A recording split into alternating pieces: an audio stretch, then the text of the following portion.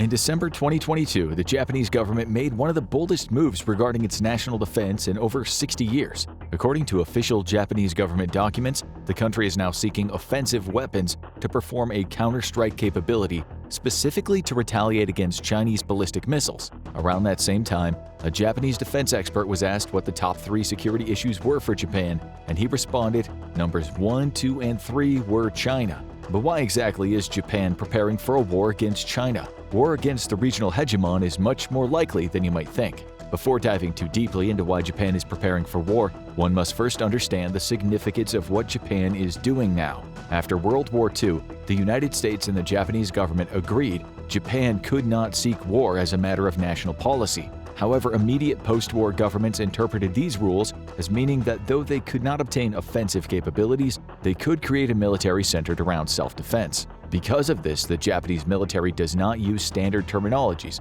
like Army, Navy, and Air Force. Instead, ground, maritime, and air self-defense force, respectively. Over the years, Japanese politicians have made it abundantly clear that certain weapon systems are absolutely off the table for use in the Japanese self-defense forces. To no one's surprise, nuclear weapons were banned from ever being in Japanese hands. However, some more conventional weapons are also prohibited. Any intermediate or long-range ballistic missiles, aircraft carriers, and armed drones, among others, have been under a self-imposed ban. Historically, these weapon systems have been seen as exceeding the right to self-defense and thus have been prohibited from Japanese use. With the bombshell 2022 war declaration, all these weapon systems and more are now on the table. Japan is seeking this policy change because it firmly believes that a full-scale war with China is a very real possibility, and there are actually a lot of ways it could happen. The first and most obvious way is the disputes around the Senkaku Islands. The Senkaku Islands are a group of around 8 uninhabited rocky islands about 100 miles northeast of Taiwan and 250 miles due west of Okinawa. Their name in Japanese means sharp tower, and this is pretty accurate description considering that they are mostly just rocky outcroppings. The only exception to this is Uotsuri Island. Uotsuri Island was once inhabited for several decades, but has been abandoned since World War II. But despite being uninhabited, the Japanese government has always laid claim to these islands and officially owned them in 2012 after purchasing them from their private owners, who were Japanese citizens in Okinawa. Japan is interested in these small, mostly rocky outcroppings because historically they have been rich fishing grounds. However, interest was renewed in the islands after World War II, when a 1968 study found that the nearby areas contained large amounts of oil and natural gas deposits. Almost immediately after this report became public, China and Taiwan made claims against the islands, but whose claims are more legitimate? Essentially, the debate all stems from the aftermath of the disastrous 1894 to 1895 Sino-Japanese War. In the wake of Japan's overwhelming victory, China made huge land concessions to them, including handing over the island of Taiwan. Because the Senkaku Islands had historically been part of Taiwan, the Japanese government claimed them during the war because they were uninhabited. The treaty did not stipulate whether Japan had possession, but they continued to assume they did. Japan continued to lay claim to the islands even after World War II. Until 1972, the United States had possession of the entirety of the Okinawa prefecture, and that year the U.S. gave custody of the land back to the Japanese government. Again, the Senkaku Islands were not mentioned explicitly, but the Japanese have inferred it. The Chinese and Taiwanese claims to the islands stem from the fact that because Chinese sailors first discovered them in the 14th century, they were a part of Taiwan. Because China views Taiwan as its territory, it's claimed the islands under those auspices. Though the three countries have been arguing over possession of the islands, it's generally agreed worldwide Japan owns them and administers them as part of the Okinawa prefecture. Taiwan has never made any military moves against the island chain, but beginning around 2010, China started to assert its dominance there as part of its larger strategy of bullying other Asian countries. Chinese interference in the island chain was at first small, but has rapidly increased throughout the years. According to international law, air and sea space within 12 nautical miles of the country's territory is considered sovereign territory. Ships and aircraft that enter these airspaces without permission are violating international law. But of course, China doesn't care about international law and has been steadily increasing its so-called gray zone efforts in the Senkakus. Starting in 2010, the Chinese Coast Guard and maritime militia forces entered territorial waters a few dozen times a year. Chinese Air Force planes violated Japanese airspace about as many times. Fast forward 10 years later, maritime violations have now increased to several dozen a month between Chinese fishing, militia, and Coast Guard vessels. Additionally, on average, the Chinese violate Japanese airspace almost 600 times a year. Because of this practically daily occurrence, the Senkaku Islands are a perfect hotbed for a full-scale conflict to break out. But how? The short answer to how Japan could get involved in a full-scale war with China over these rocky islets is because of the 1960 defense treaty it signed with the U.S. After the end of the U.S. occupation in 1952, the Japanese and Americans signed a very one-sided agreement. The agreement did not guarantee Japanese sovereignty and stipulated that the Americans could use bases in Japan for prosecuting wars in Asia without the consent of the Japanese. Massive protests continued throughout the 1960s over this unfair treaty until the two sides inked a new one that's still in effect today. This new treaty guaranteed Japan's sovereignty in the event it was attacked, and it obligated the U.S. to respond with force if such an event happened. The treaty also gave the U.S. the legal authority to host troops and bases there in perpetuity, which will be an important fact later on. But if you think the U.S. would just never get involved in a conflict over such meaningless territory, you'd be mistaken. Just last year, President Biden met with his Japanese counterpart and released a joint statement. The statement explicitly stated that Article 5 of the Defense Agreement, the one about protecting Japan against attack, is also legally valid for the Senkaku Islands. Because of this, Biden has made it abundantly clear the U.S. will fight China over these islands if it attacks Japan, and unfortunately, that is a genuine possibility. Whenever China harasses other countries' maritime and land claims, the Chinese always intentionally antagonize the other side. This is the same for Japan.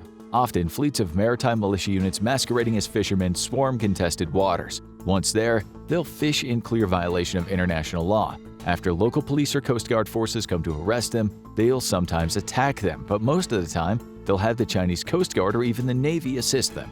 These tense scenarios can very easily get out of control. One wrong move by either side could see someone hurt or killed, which could be the catalyst for China to overreact and start a military campaign. The next major way Japan could get sucked into a war with China is over Taiwan. Japan has been and will continue to monitor developments regarding China and Taiwan. As one Japanese official said, Taiwan's safety is Japan's safety. But why is that?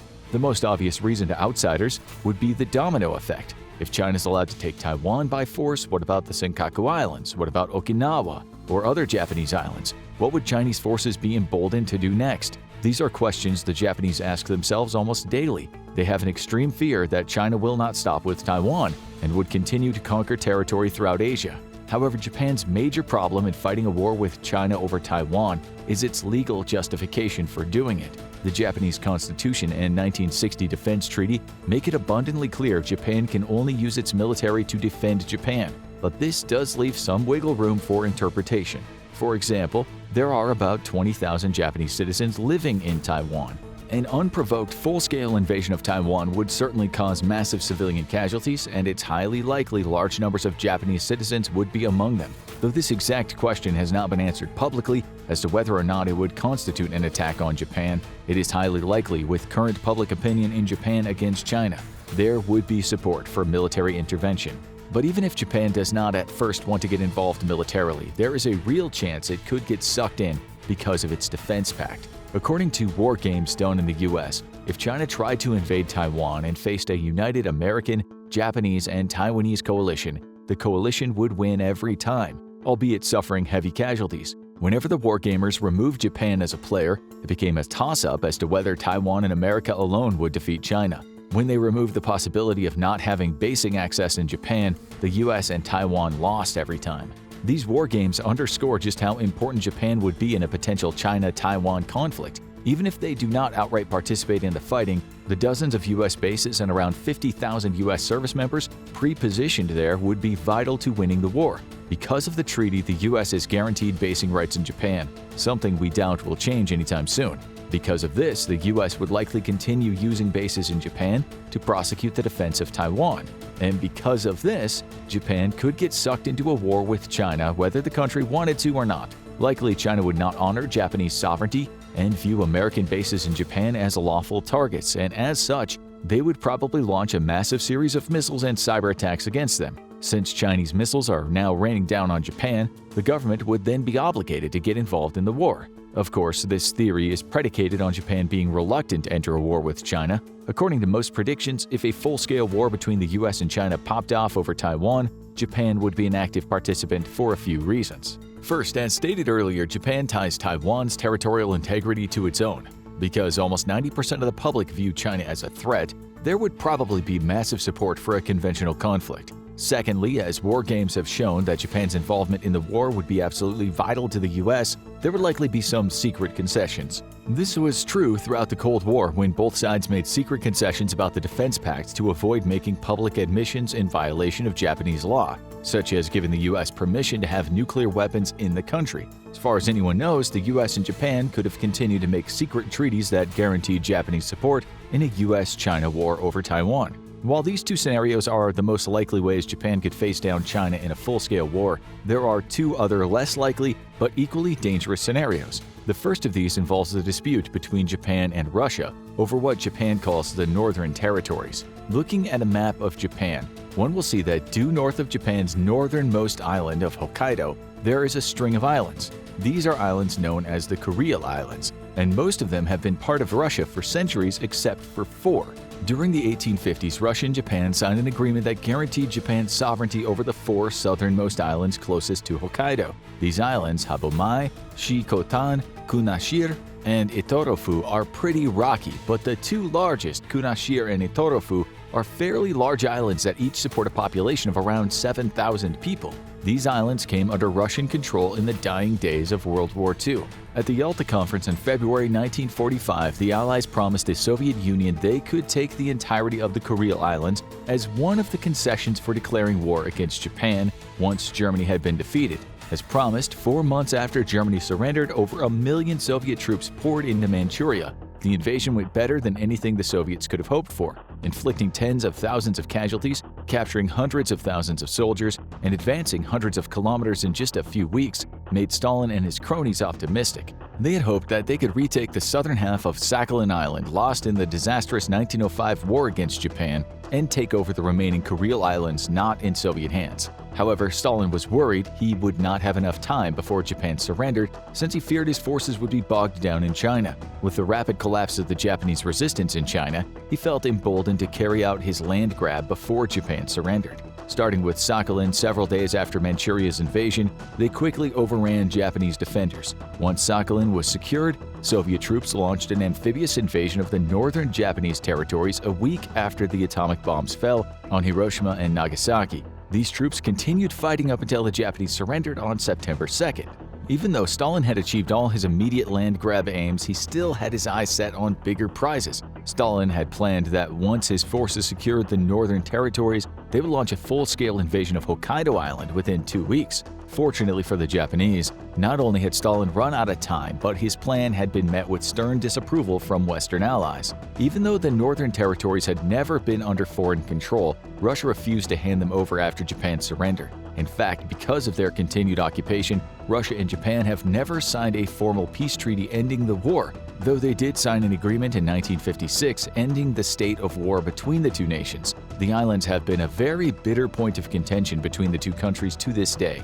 Discussion of the islands comes into play frequently in bilateral talks between the two. Putin even suggested that Russia might hand back the 2 uninhabited islands if Japan agreed to sign a peace deal ending World War II.